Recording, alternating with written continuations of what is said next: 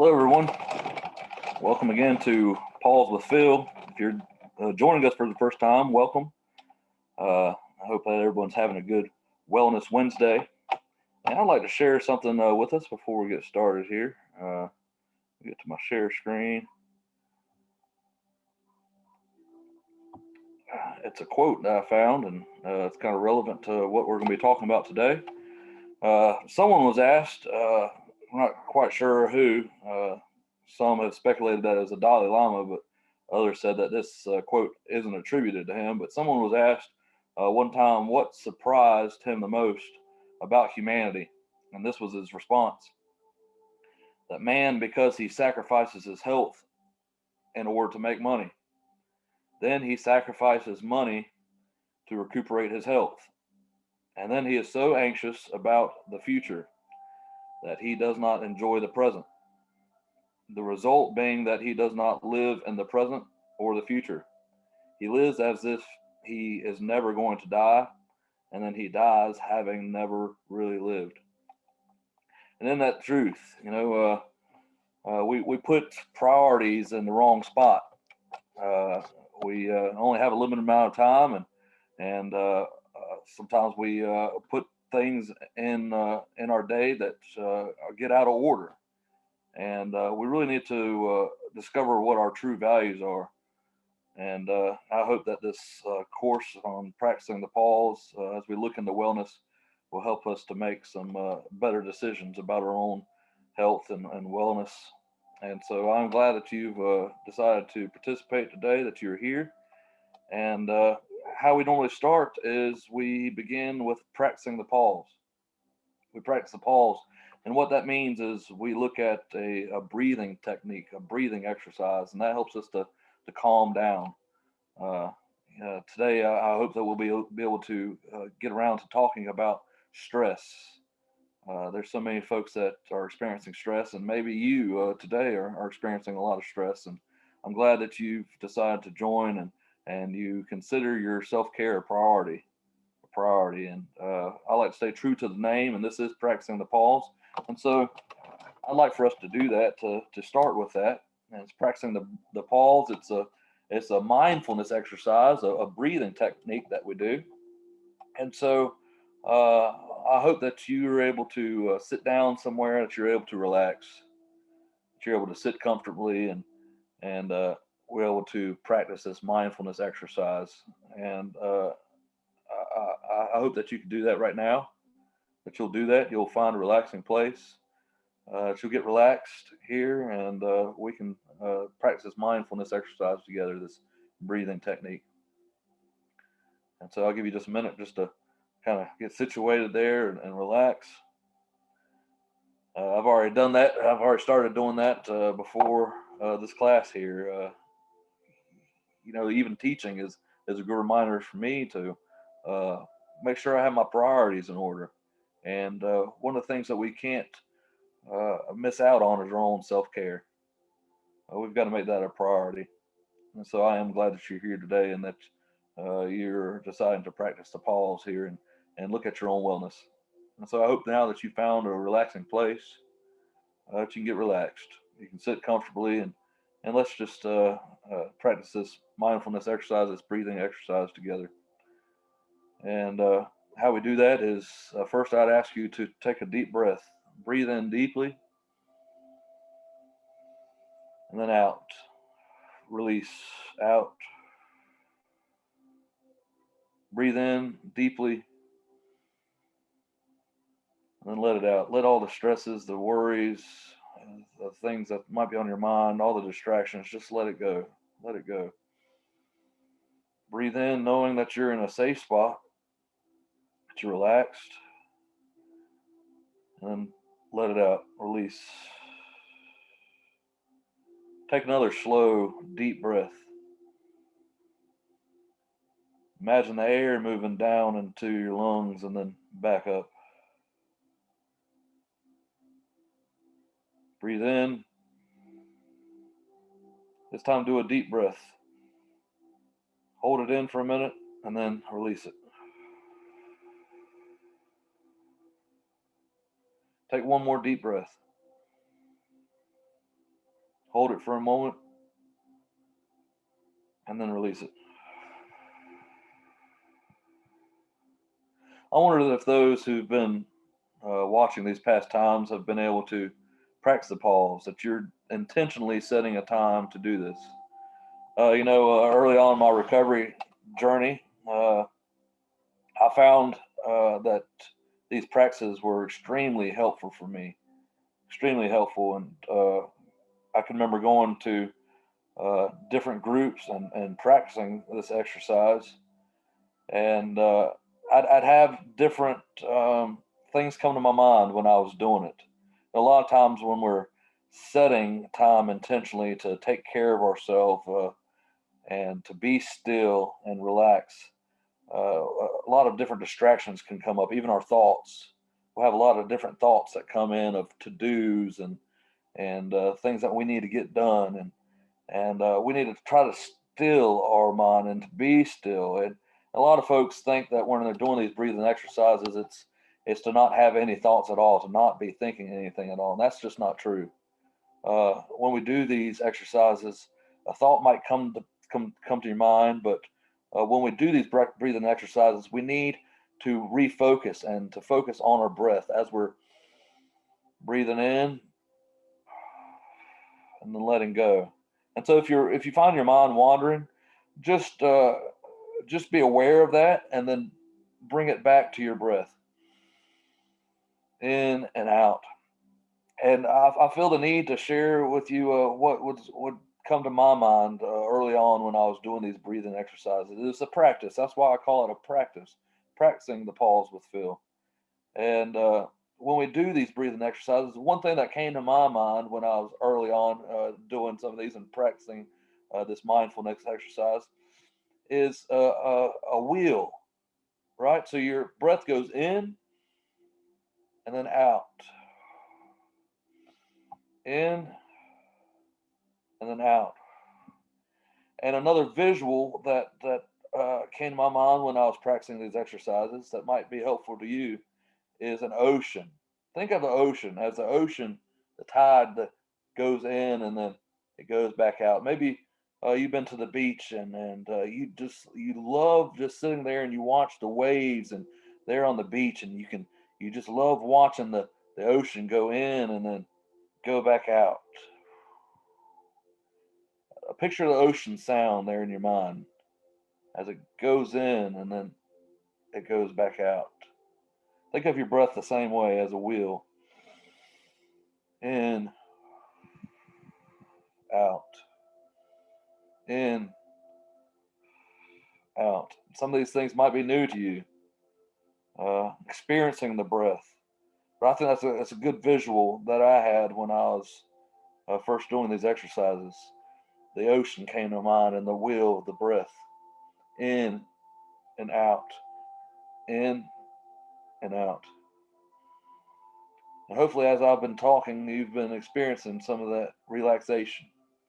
Your nature's so good about bringing relaxation. That's one thing that I found to help calm me and to relax me. Uh, as most of y'all know, I like starting off with my teas. I've got my teas here, and the environment. We've talked about that several times here in the past. And so, I want to create this awareness, this mindfulness, and uh, I understand that some of these concepts are new to a lot of us, especially here in America and in the West.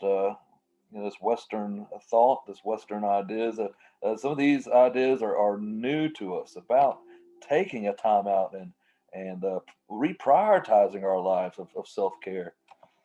Just like the quote that we looked at the beginning, we spend our lives on working to make money, and then there towards the end of our lives, we're spending money to take care of our health. And I think we need to find balance. We really need to find balance, and I hope to continue discussing some of these things with you all, and I hope you all are enjoying these talks and enjoying what you're learning here and practicing the pause. And I've always said here in the past that I want these to be practical. I want the stuff that we learn here to be practical, that we're actually putting it to application in our lives, that we're applying what we learn here. And I hope that you are learning and that you are applying some of the tools here. We've talked about some things that mindful people do differently. Uh, they approach everyday things with curiosity and savor them, that they forgive their mistakes, big or small, that they show gratitude for good moments and grace for bad ones, that they practice compassion and nurture connections, that they make peace with imperfection inside and out, that they embrace vulnerability and by trusting others and themselves, and they accept and appreciate that things come and go. Maybe you've started to experience some of those things in your own life by examining your own wellness and putting these things into practice. I hope that you are. Hope that it's making a difference in your life.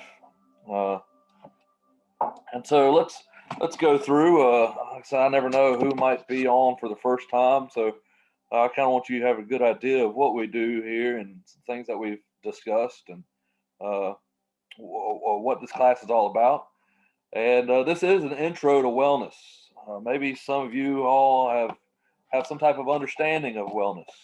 Maybe you know some things about wellness, and so some of these things might be a review to you. But I never want to take that for granted. I want us all to have a good understanding of wellness, and for me, I've been reading a lot of books. I've been researching wellness, and I've discovered a lot of cool things. And one of the things that I read is that if you want to learn something, one of the best ways to do that is to teach. And so here I am learning and teaching and hopefully applying some of these things to my life and growing at the same time. So this is an intro to wellness. It's a journey.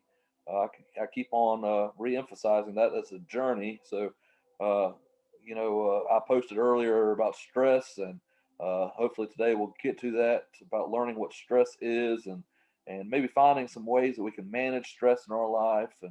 And so don't just think that just coming to one uh, course, one class here, just by being here this afternoon, that you're automatically going to be cured. No, I hope maybe to give some tips and some tools, but this is a journey. Wellness is a journey, and part of that is, I believe, is education and awareness, and then these tools, which is EAT, education, awareness, and tools.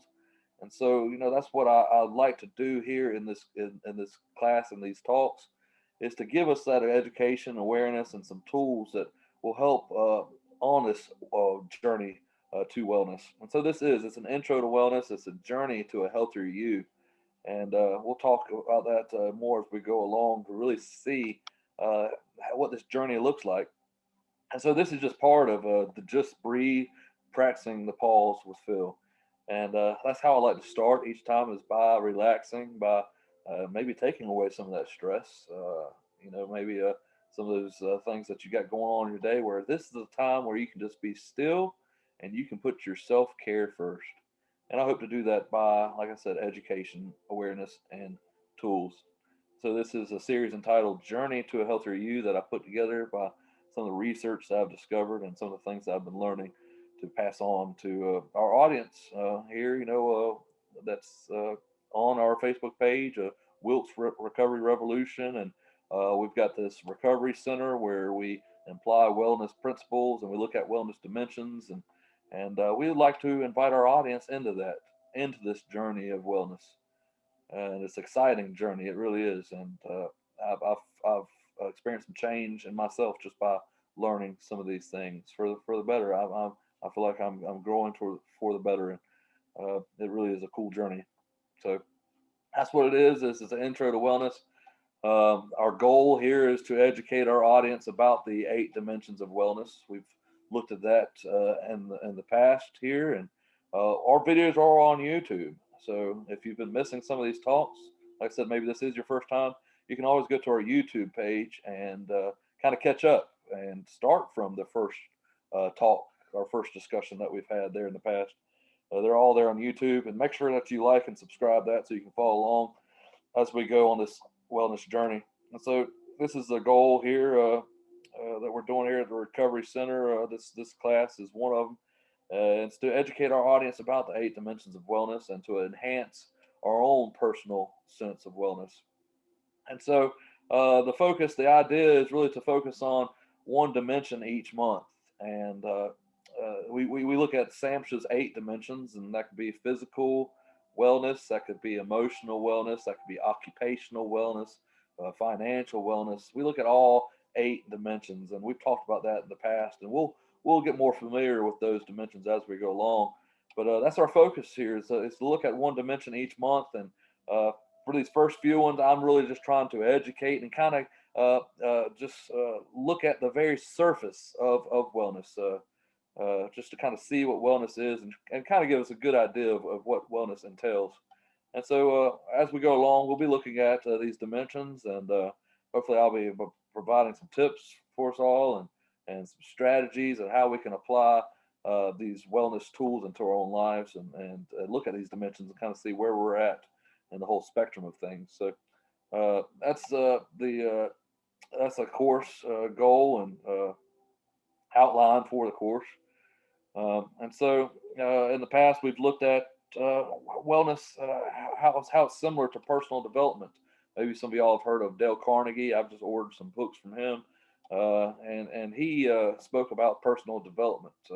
Wellness, I found, is growing into the person who we want to become. And maybe you've heard that compliment before, like I have. I spoke to my sister. I shared not too long ago, and she said, "I like the person that you are becoming. You are becoming," and that's what wellness really looks at: our potential, who we are becoming, and who are we developing as a person to be. And wellness helps us to do that. And Dale Carnegie was a lecturer, and he taught thousands, hundreds of thousands of folks about personal development. So we looked at some of the similarities with personal development and wellness last time, the last couple times ago. Like I said, those are on YouTube, so make sure you check those out and like and subscribe uh, to learn more about that. If you hear that in the background, my Alexa's talking to me. She thinks I'm talking to her. Hey, Alexa's a good reminder too. She can help remind me about certain wellness tools too. So if you got Alexa there at the house, it's good. She can give you some wellness tips and all that when she's not jibber jabbering there in the background. But I'm okay. I've got some some meditation music and things like that going on in the background here too. So she might be picking up on some of that. But we'll let her do her thing, and we'll get back to what we're doing here. But here's a question we asked a few times back about: Are you living well? Are you living well? And we looked at the differences between health and wellness. There's differences between health and wellness. We discussed and we looked at. Uh, and here when we're looking at wellness, we actually get to do that together. And so we have that support. We have that support, and we can tune in anytime. We can be reminded to take our wellness and seriously. And I've got something on my computer, a reminder that has the 8 dimensions of wellness, and so maybe that might help you out as you continue to look into wellness. Is to have reminders.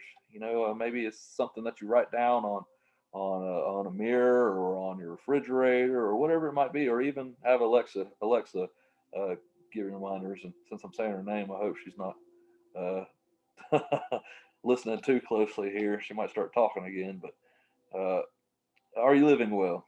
Are you living well? And that's a question that each one of us should be asking ourselves. Are we living well? And we'll continue to look at that as we practice the pause here. And I am so glad that you're here today and that you are wanting to look at after your own self care. So thanks for being here. And, uh, last time we looked at a documentary, and I wanted to emphasize the importance of wellness, and we even looked at maybe taking wellness into the school system. That could be a possibility. That studies have shown that those who are in school, they start at a young age, even up to kindergarten, the kindergarten level. When they start these breathing exercises and mindfulness exercises, it really does help them all throughout life. Whether it's employment or not being in the legal system. with the juvenile system, or even as they go into earlier adult life, with prisons, to help them with that. It helps with, I thought I had something on my lip there. It's on my screen. It helps with all sorts of areas in life. And, we look at some of these statistics, which is really concerning. In 2013, there was 4,600 children died by suicide. And, we believe that some of these things that we experience, whether it be trauma or even substance abuse, that some of these things, some of these difficulties, some of these things that we experience can be prevented. And so we were looking at prevention. What are some things we can do for prevention? We can get inside the school system here and hopefully be teaching some of these mindfulness exercises, breathing techniques, and so on to actually help prevent some of these things, not just treat, but to prevent. It says here 1 in 5 children will have a severe and debilitating mental disorder by the age of 18. And so, again, we believe that some of these mindfulness techniques and exercises can help with that. It can help prevent some of these disorders. And so that's really something that we can take a look at. How can we prevent instead of just treat? How can we prevent? And so we talked about some of that last time. And like I said, these are on YouTube, so make sure you check them out. Wellness calls for continuing self-improvement and self-renewal in all areas of life. And so that's what those 8 dimensions look at, all areas of life: physical, emotional, occupational, financial, and so forth. And so wellness is a holistic outlook on a human being. The whole person. That's what wellness looks at. Not just, hey, have you been? Do you have a sickness? Do you have a cold? No, it looks at everything that's in your life, not just a disease or a symptom. It looks like at everything inside of a person's life, all dimensions, all areas of life, and it searches for new levels of excellence. New levels of excellence. And I liked this picture here. I saw not too long ago from some of our friends, also that's has a recovery center there in Charlotte, and they posted this. It says recovery begins at exactly that moment when you are broken to pieces and must surrender to unfamiliar and uncomfortable ways in order to be rebuilt into who you're meant to be. And like I said before, wellness is looking at that potential. Who are we becoming? Who are we becoming? When we get on this recovery journey, this wellness journey, we are on a journey. We are on a journey, and for me and with many others, it started when we were at our bottom, when we were broken, and we looked for a different way. And how often folks get sick, and they're at the treatment part instead of being at that prevention where they, instead of getting sick and wait until they got sick to do something, make some changes in their life, they could have been doing some things all along. And that's what wellness really wants us to focus at, to bring to our awareness of things we can be doing now to prevent some of the illness that we might experience later. And so, I think it is very important. That's why I do uh, teach these classes each week, because I do see the importance of it. Wellness searches for new levels of excellence. New levels of excellence. Aristotle said, we talked about this last time, we are what we repeatedly do. Repeatedly do. Excellence then is not an act, but a habit. And so many of you all know in recovery that there's things that we had to break some habits. We had to break some things that we were doing. Get out of those bad habits and begin some new habits. And for a lot of us, that could would be praying and going to meetings and calling sponsor, or whatever your recovery journey looked like. You had to form some new habits. And so Aristotle says that we are what we repeatedly do. And so we need to get on, they say the brain has these wires or these grooves, right? And so we look at creating these new grooves in our mind. This neuroplasticity is what they call it in the brain. We can create these new circuits, these new grooves in our mind, and it takes time to do that. But as long as we stick with something, we do it more and more, we'll create those grooves. They say it's like a record, right? Like the record. You see grooves in a record, and that's what we want to do. We want to form these new habits, and even with wellness, we need to begin looking at new habits for wellness, things we can do to that's going to benefit us and the direction we want to go to become our best self. And so that's what Aristotle says. We are what we repeatedly do. Excellence then is not an act, but a habit. And I was told those things in my recovery. About praying, about going to meetings, about calling a sponsor, and that was my recovery journey. Those were the tools that I began to discover and to apply to my life. Uh, and so, as we begin wellness, we begin to look at different things. Maybe it's eating habits, or maybe it's exercise, maybe it's something to do with our finances. We begin looking at different things that we can do to better ourselves, better ourselves. And we develop these things over time. We are what we repeatedly do. My sponsor told me, and I talked about this last week. He said to me, if you want what I have, do what I do. And so I had to agree to go to any length to get it. I wanted to recover. I wanted recovery. I wanted recovery. I needed a new way of looking at life, a new way of living. And uh, so that's what Aristotle says. Excellence is an art won by training and habituation. It's a habit. We do not act rightly because we have virtue or excellence, but rather we have those because we've acted rightly. Somebody said before, if you want self-esteem, do esteemable acts. Do esteemable acts. That's what Aristotle's primarily saying there too. We do not act rightly because we have virtue or excellence, but we rather have those because we have acted rightly. We are what we repeatedly do. Excellence then is not an act, but a habit. I do love that quote because it speaks so much about the recovery journey and this wellness journey. And so we are covering some of the things that we spoke about last time. Just as a reminder here, I want us to get familiar with some of these illustrations, some of these things here, like the above top left-hand corner.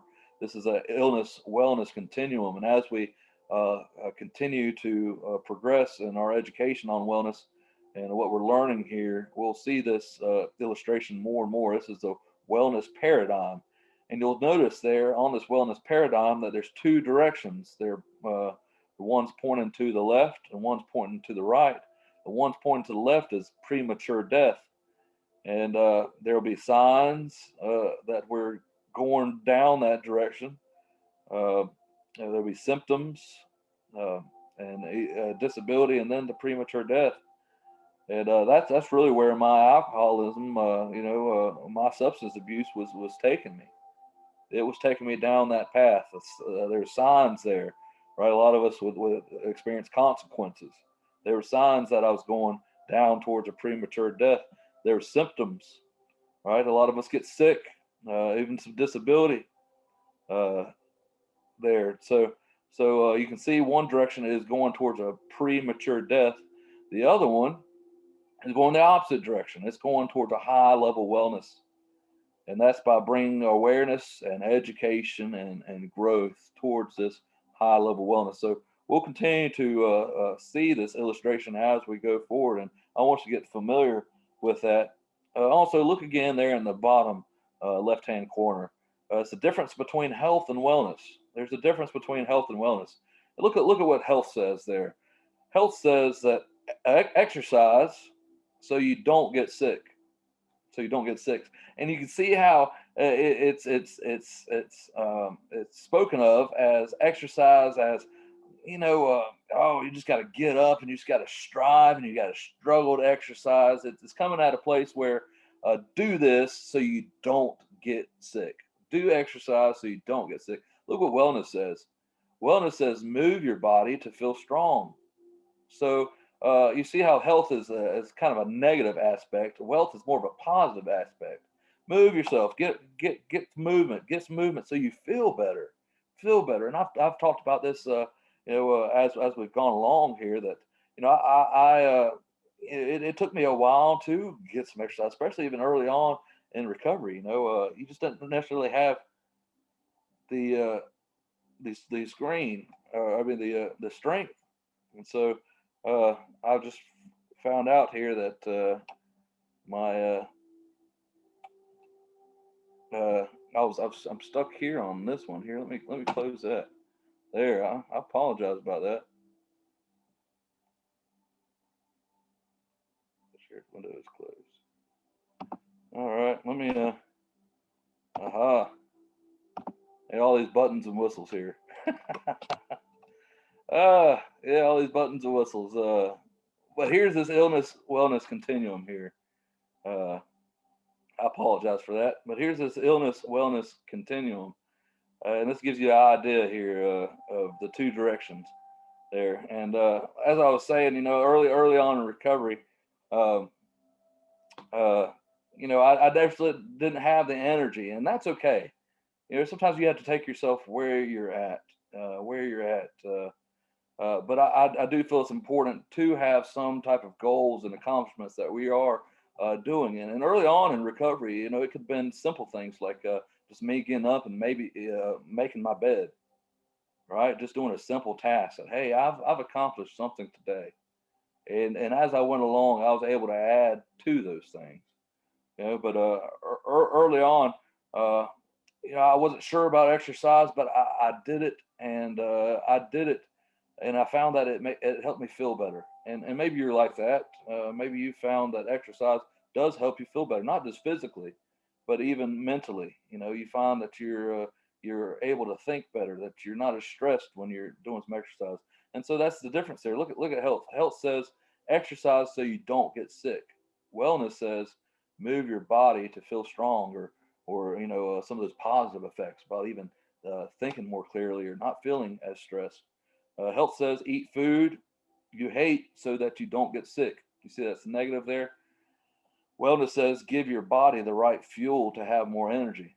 Uh, I could use more energy, and so I could see the positive benefits of eating healthy. Maybe it's vegetables or fruits, maybe some of those things, and so maybe I can cut out some of those energy drinks. Right? There's natural energy. There's natural energy, and I know I'm probably gonna. I'm seeing some folks, and they're probably shaking their head. They love those energy drinks, but there is some good energy out there to be discovered. That's not in a can. It's not in a can. And here, like I said, it might be some opposition, and that's what wellness kind of does. Wellness kind of pulls at our strings and saying, hey, there's changes. There's changes that's got to be made in wellness. And look at that wellness paradigm. Look at the wellness paradigm. You're either going two directions there, you're at the neutral point. But I think we're constantly going either one of the directions there, premature death or high level wellness. And so this is your own personal journey. It's your own personal journey. Maybe there's some good energy in a can. I'm just saying.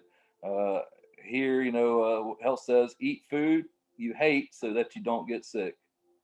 How many times we think about that? Oh, I don't want to eat that nasty food, but I'm just going to go trudge and just strive to get it. But look at the difference there. There's a different message that wellness says. It says give your body the right fuel to have more energy. Look at health. Health says lack of sleep is a way of life. How many of us have gotten that routine that says, "Oh, well, this is just my life. I'm kind of gotten used to only sleeping a couple of hours, and that's just the way it's going to be, and that's the way it is." Health says lack of sleep is a way of life. Look at the difference. Look what wellness says. Wellness says sleep is necessary for me to think clearly and function well. See the importance there? The importance of positive message. It's necessary for me to think clearly and to function well. Sleep is necessary. Health says compartmentalize your life. Wellness says all the areas of your life are connected. Are connected. You know how we started this pause with Phil today? The connection in and out, a wheel, and the ocean in motion, in and out. It's all connected. All the areas of our life are connected. My financial is connected to my physical, and my physical is connected to my emotional. Just like I said with exercise, when you go for a walk, I'm not just physically improving myself, but it helps me even mentally, my emotions. And we'll talk a little bit more about that as we go along today. I want you to see the difference. That's why I'm kind of summarizing some of these things. I'm reviewing some of the stuff that we've talked about. The opposite of illness, there you see there in the right hand corner. The opposite of illness is wellness. The opposite of addiction is connection. I need those connections. I need this wheel to go smooth in all areas, all dimensions of my life, all dimensions of my life. So I hope that you're beginning to uh, comprehend a little bit about what wellness is. You're starting to learn a little bit more about what wellness is, and you're engaged, and you want to find more. You want to maybe make some changes in your life, and we're here to help do that. We're here to bring education and awareness and some tools about what we can do in our life. Uh, and so you see there, illness, to treat my illness, I need a holistic wellness approach, and that begins with a capital We. I do see the importance of connection in the life, that we all do this thing together. And so wellness really is a perception change. It's a perception change. My thinking habits need to change in wellness and in recovery. And in recovery, my thinking habits need to change. You know, we talked a little bit about last time that some folks think that 12 step programs are brain washing. And I said last time that my brain needed washing. I needed a new outlook and perspective on life, because my way of doing things wasn't working. I was on that wellness paradigm going to premature death. And so uh, I needed a new way of thinking, and I needed some new habits. And a lot of times when we are learning new material, when we are doing new things, we have these growing pains. We might feel uncomfortable or even overwhelmed, and that's to be expected. I think some of these growing pains, because it is new. It is new. We're going from the opposite end of that spectrum there, that continuum, from premature death to a new way of living, food awareness and education and growth, education, awareness, and tools. We're learning new things to go on this wellness journey towards high level wellness. And so it is a choice. It is a choice of how we choose to live our life. It is all about our choices, and where we set our intentions. And I hope as we do this, we'll continue to set our intentions on wellness. That will be moving towards the right there, towards high level wellness. And for us to do that, I think we need to be engaged, and we need to be involved and take personal accountability for our choices. That we need to intentionally, and our intentions, we intentionally need to start to work wellness principles into our lives, and then to take action. Take action. The wellness is purposeful. It just doesn't happen. It just doesn't happen in recovery. Recovery just doesn't fall on your lap. It is actions. I've got to seek after recovery. The same thing with wellness. I've got to pursue total wellness, and this is the wellness pursuit. Wellness pursuit. We also see on the PowerPoint this wellness continuum. You see there in the top left. Like I said, it shows those two directions, which direction we're going. And this is designed by a guy named John Travis. John Travis is a prominent figure in the wellness circles. I've got one of his books. I've got a workbook that I've been using to get some of this information, along with other resources. And so, like I said, we will see this illness wellness continuum to come up as we move along. Uh, but as we move forward here today, we're not going to cover as much ground as I thought, because I do feel that's important uh, uh, to review some of the things that we've talked about in the past. And I think repetition is a very important tool in teaching, very important tool in teaching, to go over some of the things as we so we can get more familiar with what we're learning here about wellness. But here's Greg Anderson. Greg Anderson. I'm not sure if anybody out there has heard about Greg Anderson. I've got one of his books, but Greg Anderson, I discovered when I was doing my research. He lives wellness. He has based his life on these principles of wellness, and he's chosen a wellness lifestyle out of necessity. Out of a necessity. You see, in 1984, Greg was diagnosed with uh, metastatic lung cancer. I guess that's how you say it. But he was diagnosed with lung cancer in 1984, and Greg was told that he only had 30 days to live. Only 30 days to live. Uh, that conventional medicine couldn't do anything more for him. And so he discovered some of these wellness principles or laws, and he began to apply them in his life, and it brought him back from the brink of death. Imagine only being told that you only have 30 days to live. And so he did. He discovered some of these wellness principles and decided to learn about them and to put them into his life, to apply them to his life. And since then, he has dedicated his life to understanding and teaching wellness. And he's got this quote here.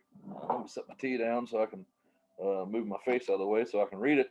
This is wellness quote that Greg Anderson said, and he says, "Wellness is not a medical fix, but a way of living. It's a lifestyle sensitive and responsive to all the dimensions of body, mind, and spirit. An approach to life we each design." So you design this. You design wellness for you. We design this for ourselves. Uh, it's an approach to life we each design to achieve our highest potential for well-being now and forever. And so as we go along, we will look at these dimensions, and maybe there'll be some areas of concern that you might have. Maybe it's sleep. We've talked about that in the past. Maybe it's eating habits, looking for those other ways of energy. And as we are educated to bring awareness to us, and hopefully, that change will begin to happen. But this is a design for living. It's a design that we write out as personal. It's personal. It's a personal journey.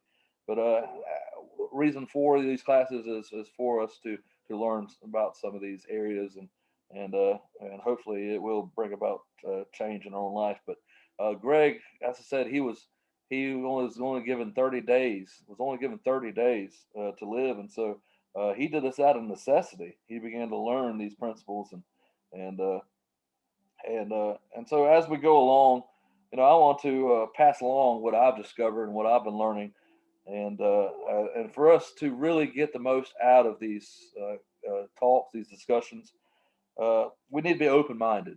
It's important for us to be open minded and open minded to the spirit of wellness, the wellness laws or principles. As we go along, we'll learn what some of those laws and principles are. Uh, in the past, I have touched on some of them. The first one being the law of esprit. So there's got to be joy. This learning wellness and applying these things to our life. It's supposed to be like a strict discipline, or take out the joy of life. If you're doing that, you're missing wellness. Wellness is about joy, and so that's the first law of wellness. The universal law of wellness is the law of esprit, the law of having joy in your life. And so we are supposed to be having joy as we do these things. It's different from health. Like I said, it's not about eating foods that you're not going to enjoy, so you don't get sick. Wellness is a positive message, and we'll learn about that more as we go along. But we need to have an open mind to these wellness laws and principles. We're going to be challenged, and so challenge it goes along with learning about wellness and applying these into our life. We're going to learn, and then we need to apply. We need to apply. So it's not just education. It's not just being informative, but it's really to look at our design, how we want to live life, and see it as a lifestyle as we move forward. There's a quote that says, "There's no substitute for the commitment to implement." So we're going to be committed here to implement what we're learning. The goal here is to help us to attain greater wellness. You might find some of the material challenging, but keep in mind that they're guideposts for living. These are guideposts for living. And remember that we're all on our own journey to wellness. This is a personal journey here that we all want to embark on. Hmm. Uh, People with serious Chronic illnesses have found these principles and techniques to be valuable for enhancing their healing process and improving the quality of their life. Just like Greg. Greg was diagnosed with cancer, and he decided to make these major changes in his life just by learning wellness and applying some things. And I believe that he told me, or he, what I read there was that for exercise, I think it was Greg that said that he had gotten some of this gym equipment and he had just planned to go full force, on working out there at his house, and ended up getting dust and all that. He ended up selling it to his next door neighbor, and I think after a couple months, he saw that his next door neighbor had sold it at a yard sale too. But and so wellness really is, it's about starting small. And instead of Greg saw that instead of going all gung ho and getting this wellness or getting these workout equipment, he began just to walk, and doing that each day. And we don't have to make this thing too complicated. It's small steps to get where we're going. Not bite off more than we can chew. But many people found that, who's had serious and chronic illnesses, have found that these principles and techniques, these wellness principles, to be valuable for enhancing their healing process and improving their quality of life. So there's evidence for what we're learning here that improves your health and your quality of life. That's so important. Not just quantity about the years, but your quality of life. We'll find skills here that will empower us and inspire us to take greater responsibility for our own health and ultimately improve our sense of well-being. Most of today's health problems, I'm trying to click on my slide here. Got different things going on. Most of our health problems are not due to enemies such as invading germs and foreign bodies, which is kind of difficult to say now that we see the coronavirus and stuff. But I want us to look at what really is causing most of today's health problems. It's not invading germs or foreign bodies. Most of today's health problems are from the enemy within, from the enemy from in. For instance, where is the enemy when a person continually re-injures her back because she doesn't learn and apply healthy principles of back care and lifting? Where's the enemy? Where's the enemy when a person consistently drinks, smokes, or uses drugs to his own detriment? Where is it when a person grinds his teeth because he is worried? Where is it when we overeat, gain weight, and create premature arthritis and osteosclerosis? What about a person whose blood pressure rises to dangerously high levels because she is tense and anxious? Where is it when people feel so pressured by time that heart disease develops or they speed in their car, causing a serious accident? Today, more than ever, it seems that Pogo the possum was right when he uttered those immortal words. We have met the enemy, and he is us. And so that really does put the ball in our own court about us taking personal accountability and responsibility for our lifestyle and the choices that we make. What can doctors do in cases where the enemy is within? What tools are available when our thoughts, emotions, and behaviors are the source of our problems? And so, this is an important concept that I want to close here with, is that wellness goes beyond the symptoms and looks more closely at the actual roots of our diseases and dysfunctions. It may come as a surprise to hear that the vast majority of our ills are the result of our own actions and behaviors. Perhaps it is easier to understand when you realize that thinking and believing are behaviors. Thinking and believing are behaviors. That emotions are behaviors. And so are the habits of our bodies at the macroscopic and microscopic levels, such as overeating, and allergies. And as we go along, we'll look at stress. I know I posted earlier today that we would be looking at stress, but I think it's important to review some of the things that we've learned. We'll talk about that as we go along, more about stress. Uh, Stress provides us with an excellent example of the correlation between illness and behavior. What is stress? How do we feel stress in our bodies? And how can that lead to illness? Stress, by definition, is the non-specific reaction to perceived demand. It is a behavior. When human beings experience constant unresolved stress, characteristic imbalances develop, such as those that cause heart attacks. When life becomes unbearable and we believe there is no way to make it better, we turn to harmful habits, such as eating and drinking and smoking. Our marriages break up. We suffer crippling depressions, and we make decisions that leave us vulnerable to illness and dysfunction.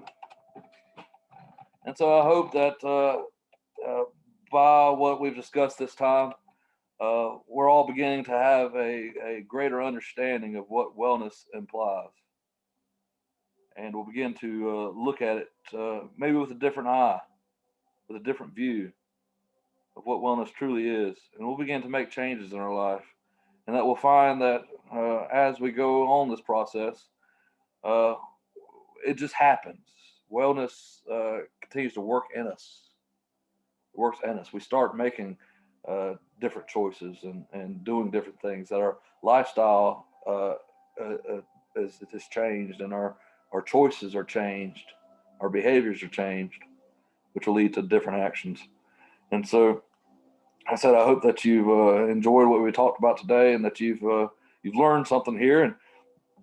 And as I said in the past, if you're learning some things here, if you're seeing some changes in your own life about wellness, how wellness is working in you, that you would take time to write me. I'd be curious to see how wellness is working in your life, what changes that you're making, what behaviors you see are changed, what actions are you taking. I'd love to hear from you. I really would. So if you could, yeah, take the time, sit down. If you have the time, just to sit down and write me and say how these talks and discussions have helped you so far. I'd like to hear you. A lot of times, the folks there at the Recovery Center will put my email address there in the bottom of the comment section. And like I said, I'd love to hear you hear what changes you've had in your life as you've been learning these wellness principles and these wellness tools. And know that we're here to help there at the Recovery Center. We're at West Park and 1907 West Park. Come by and see us. We'd love to help you on this journey into wellness and talk over some things. If maybe you're struggling and having some issues, we'd love to help you out with that. We're there to help, and please come by and talk with us. We've got peer supports available. We would love to help you on this wellness journey. And I said, I hope that you liked it. That you go to YouTube channel, that you like and subscribe, and that you are enjoying these talks and discussions. And next time, I think we'll look at what stress is, how we can manage stress in our lives, what stress is, how we can deal with stress, and I think it'll be really good. What I've been learning, I'd like to share with you. So thanks for being here again today, and I hope that you have a good rest of your Wellness Wednesday. And we'll see you next time. Bye bye.